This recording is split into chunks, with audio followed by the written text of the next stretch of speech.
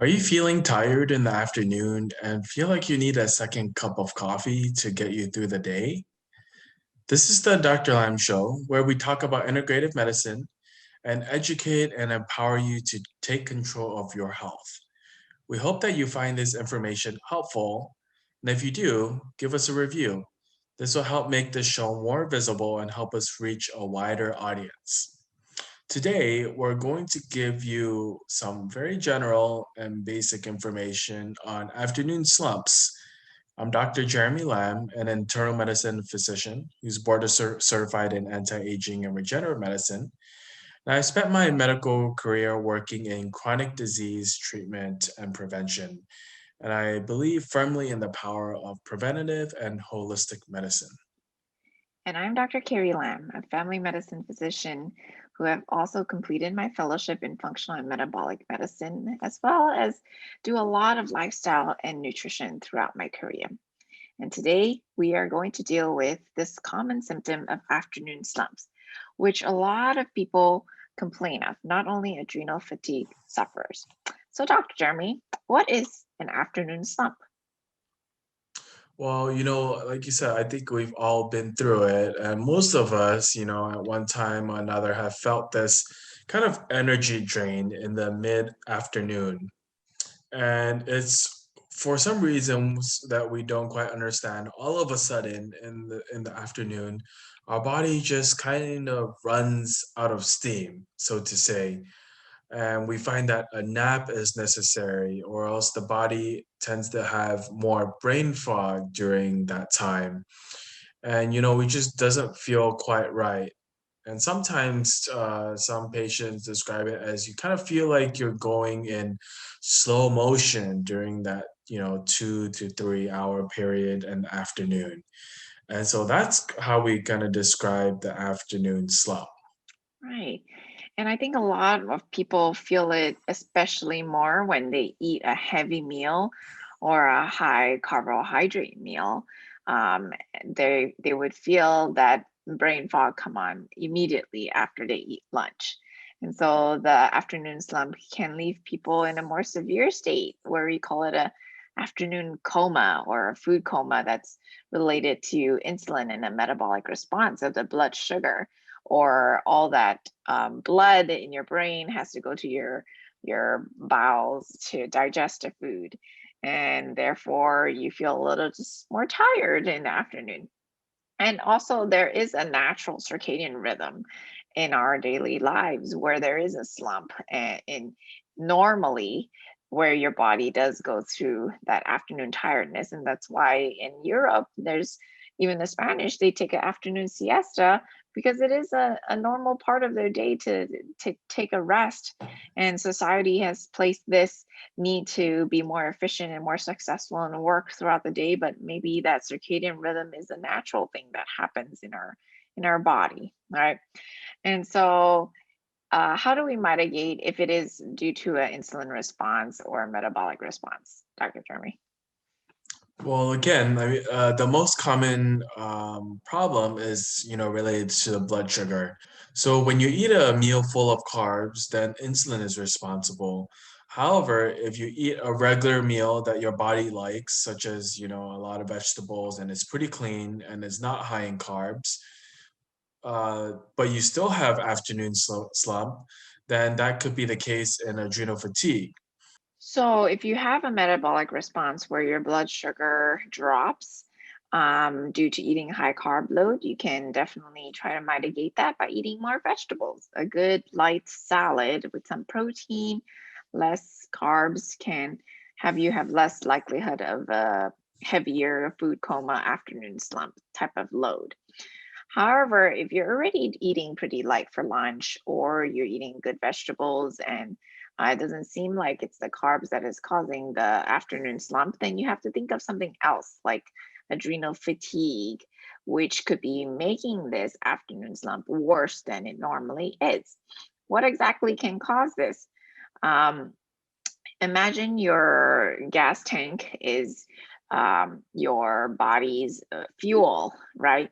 And if you are burning through that fuel throughout the morning with stress, with work, and you get down to the low light gas and you actually burn out of gas, that's when your body starts to feel tired. And that means that your body's giving you a warning sign. Hey, I'm running out of fuel. My energy reserve is down. You need to fuel me back up. So this is that yellow light that comes on when you have that slump. And you have to really listen to your body when you're running low on energy. And if you don't refuel, you could feel not only lower sugars or this tiredness in the afternoon slump. Um, and so it's important to refuel not only with good nutrients, but a fuel that your adrenals would need. Okay. What would be some fuel that your adrenals would need, Dr. Jeremy? So, some ingredients that are necessary to be able to help the adrenals make cortisol is fat. You need phospholipids and fat to be able to make cortisol. Other things that's very important is vitamin C and also vitamin B5, where they're cofactors in helping to make cortisol. Now, cortisol is an amazing hormone that the adrenals make. And so, what cortisol helps to release blood sugar from glycogen storage. And so, when your body encounters stress, your cells need energy, they need sugar. And so that's what cortisol does is it releases sugar to be able to for your body to fight off stress. At the same time, it's also anti-inflammatory. And so that's why the body feels great when you have cortisol in your body.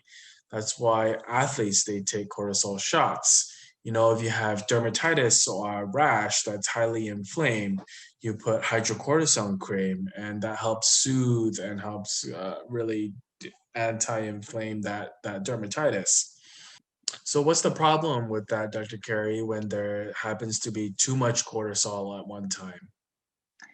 When your body continues to put out a lot of cortisol throughout the day, your adrenals are going to burn out over time. Too much cortisol is actually a disease called Cushing's disease. If your adrenals keep putting out cortisol, cortisol can also store fat and cause your there to be a buffalo hump on your neck. You can have abdominal weight gain where your fat cells start to accumulate, especially in your stomach area, your belly fat, and you're unable to balance your sugars as well as you should if you continue to have high cortisol. Okay. Um, and then over time, if your adrenals get really tired of putting out that high amount of cortisol, then it burns out and then it starts not to produce cortisol. So then that's how you go to low cortisol, which could be the cause of this afternoon slump. So it's very important to have a good rhythmic curve where you start off cortisol high in the morning and then it kind of drops down throughout the day slowly and gradually in a normal rhythmic curve so that by the time it's noontime, it comes down. 4 or 5 o'clock, it comes down again. And in evening time, you're ready to go to bed. So it drops down throughout the rest of the night.